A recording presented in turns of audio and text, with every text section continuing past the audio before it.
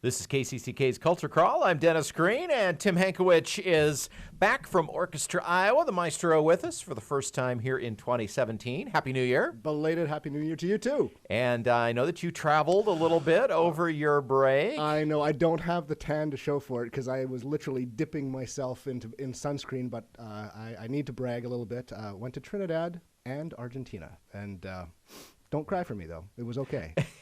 You had to come back. I did have to come back, yes.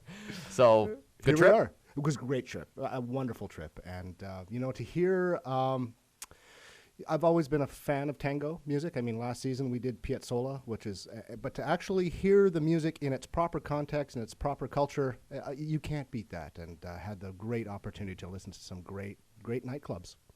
Okay, well, from South America to America. Yes, north of the border now. Yes. This weekend's concert, American Mystics. Yeah, the music that we're playing this weekend, I like to call it sort of comfort food for the ear.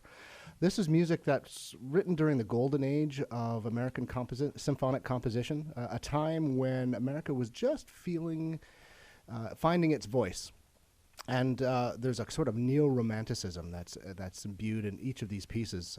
I think most significantly, what I'm looking forward to this particular concert, it's our concertmaster Dawn Gingerich's premiere as our soloist. She's performing the Barber Violin Concerto, which is my absolute favorite violin concerto because it's just so lush and soulful and deep, and it's just one of those pieces that if your listening audience doesn't know this piece, you need to.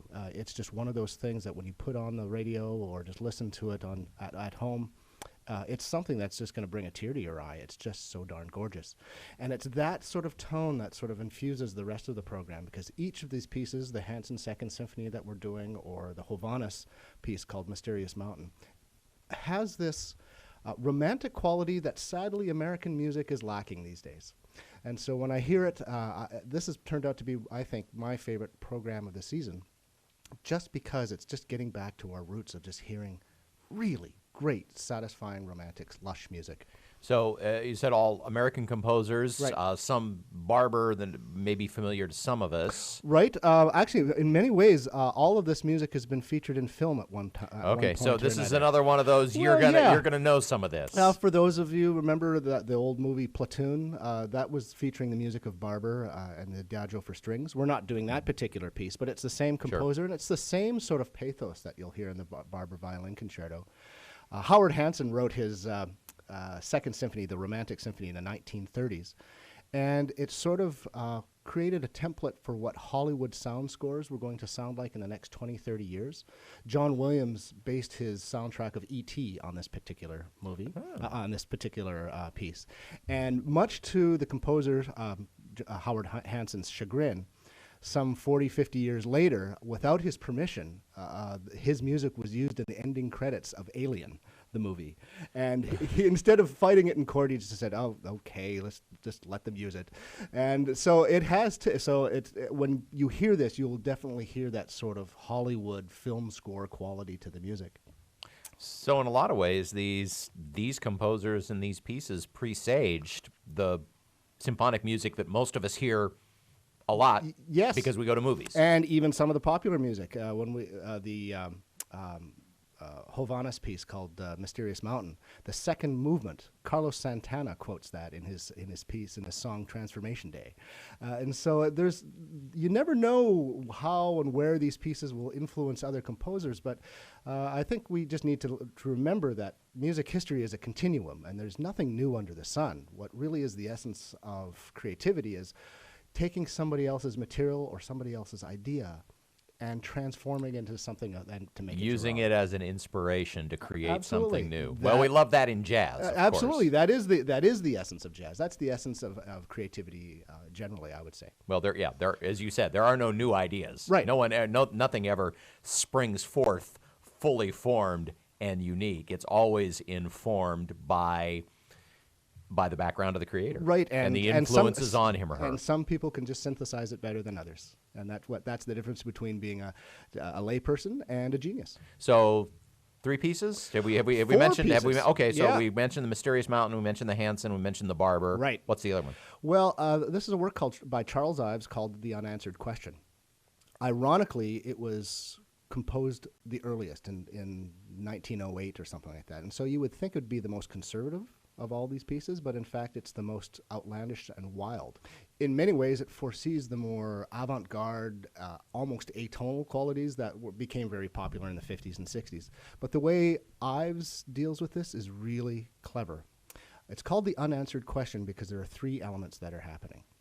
On stage, there's this string body playing this really gorgeous, lush string slow melody, and it's supposed to represent the universe as it unfolds, as it is, preordained, predestined in its total perfection. And then there's this trumpet call that's out of step with that music, and it's basically representing the questions that we all ask in life. Why are we here? What is the meaning of life? What is the purpose of my role here on this world? And then that question is answered by the winds, first simply, as though it's just sort of dismissively, just because. And then this question is repeated over and over and over. And because these are seemingly simple questions but yet have no answer, the answer becomes more convoluted, more complex, and more frustrated. Yeah, until like life. Like life. And so at the very end, the question is asked one more time with no answer. And yet the perfection of the universe is still going on in the string body. It's a work of genius.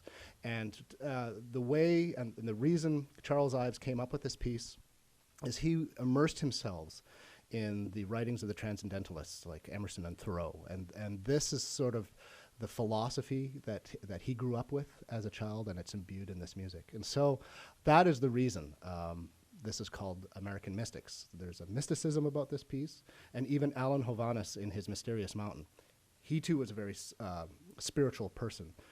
And I think it's just both of them musically trying to find God. Well, you'll find Tim Hankewich with Orchestra That's Iowa. Right. And if you want to know this the meaning weekend. of life, you need to come to the concert and try and answer that question. Concert is Saturday and Sunday, yes? Saturday at the Paramount? At 7:30, and then we reprise the performance in Iowa City at West High School at 2:30.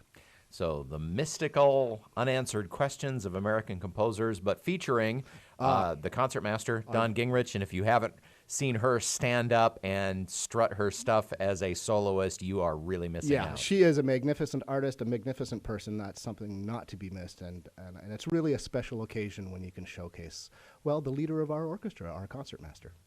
Tickets at orchestraiowa.org or call 1-800-369-TUNE, T-U-N-E. Tim Hankewich from Orchestra Iowa. Have fun with it this weekend. Oh, I certainly will. Thank you so much.